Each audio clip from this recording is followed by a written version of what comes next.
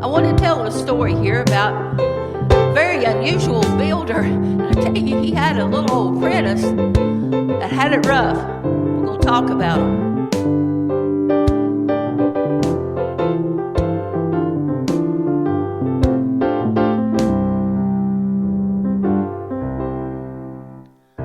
Builder gave an apprentice. Now he gave him an impossible job to do. He told him to build a mansion. That little boy had hardly any tools. The apprentice was just learning, and he had so very little skills. The builder said, "Do it on your own. If you can't do it, you'll be fired, and I'll send you straight to hell." Now you can imagine how desperate that little old boy felt. I tell you, that's a rough boss. I tell you, we've got a boss like that. And he looks at what we are and who we are, and he tells us, gives us this impossible job to do. We can't do it. And that's how a lot of Christians feel that God is. I tell you, God is a little bit different than this boss. We're coming up here to a second verse. It's going to talk about how God does it. Then the builder cried, "Oh, and one more thing. By my grace you are set free. You can't do it by yourself. Only if you follow me in yourself. Now this is an impossible thing, and you've no need to even try. But through me and in me and with my gifts, through my spirit and through my word, you can do the impossible.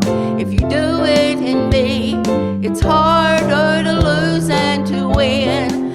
And I can enable you to do what you can do. Through my weakness, that's where you'll find strength to do the impossible. When you can't, you'll find out I can. And the impossible will get done every time. If you want to do the supernatural, you have to learn to see.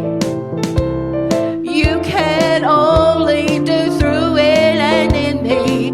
Put yourself in neutral. Let me take the wheel.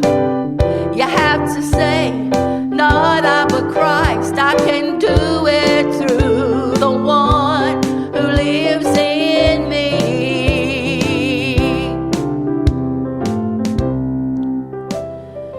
Now I've been blessed in my life following God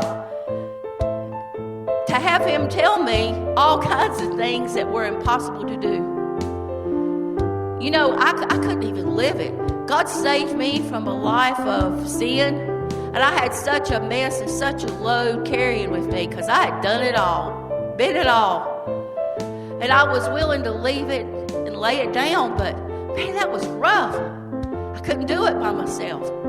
That was the beginning of where I found victory in God. Because I found out that it doesn't matter what I can and can't do. Starting out from the beginning, I found out that when God is in me and He's doing it through me and He's helping me to do it, and through His Word and through His Spirit and through just enabling me, I can do all things. I learned then that I can do all things through Christ because He lives in me. It's not about us. The focus is not on us. And if you're focusing on you, you're going to be setting yourself up for failure. You're not going to be able to do it. You got to put the focus on who is in you. When you're saved, you ask Jesus, you ask the Spirit of God to come into your heart and live, and He does. And if you'll get the baptism of the Holy Ghost, that's going to help you a whole lot. That's what made the difference that turned me around. If you don't know about this, then you need to find out about it, because it'll give you the power and the strength to go on.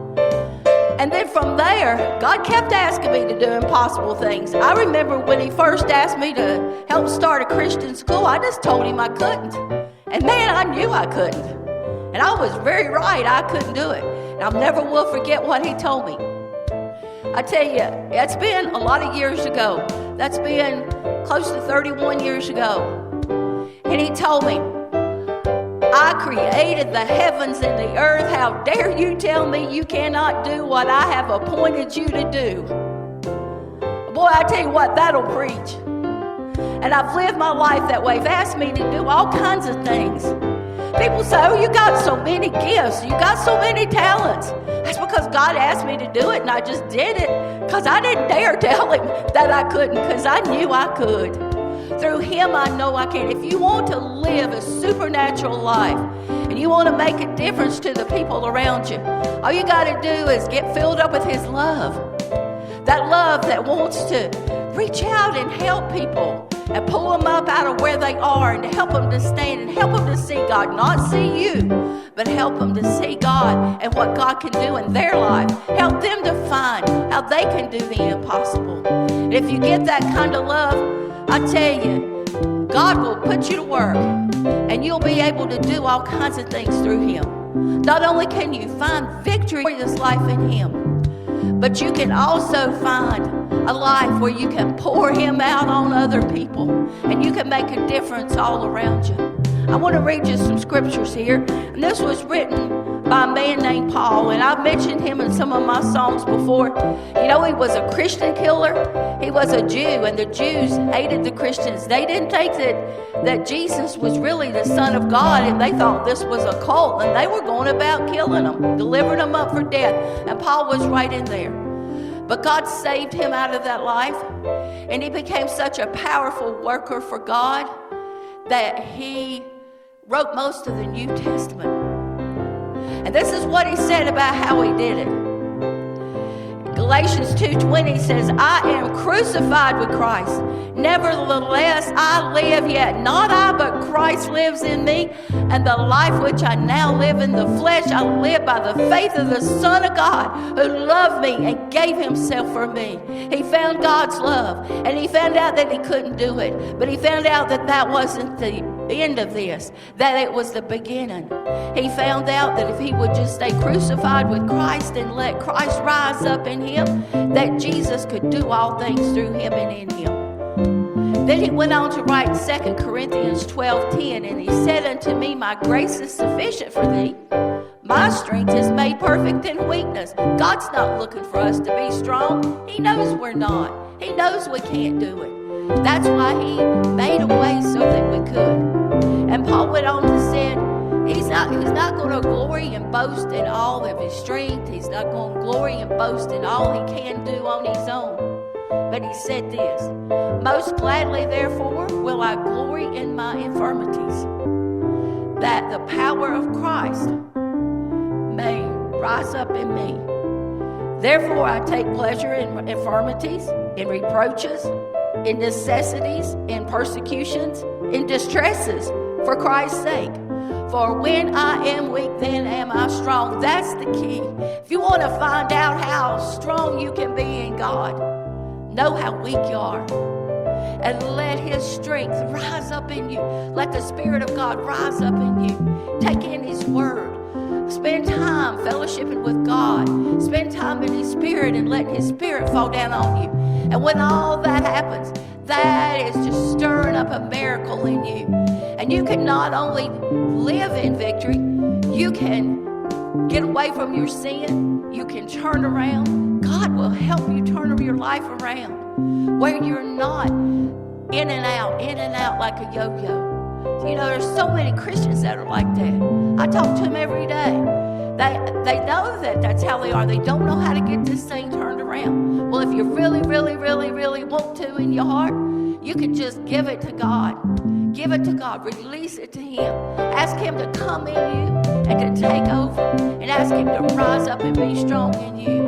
And let him every day, every minute, make that choice that you're not going to do your thing, that you're going to do God's thing, and you're going to let him to rise up and to be powerful in you. And when you do that, look out, world. Look out, world.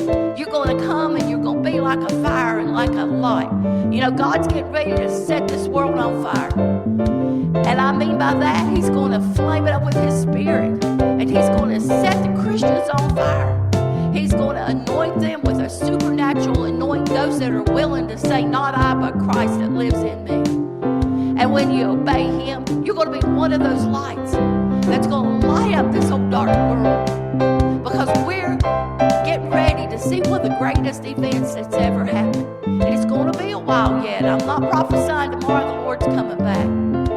But I'm telling you, it's coming in the future. It's coming in the near future. And you can see it everywhere you look.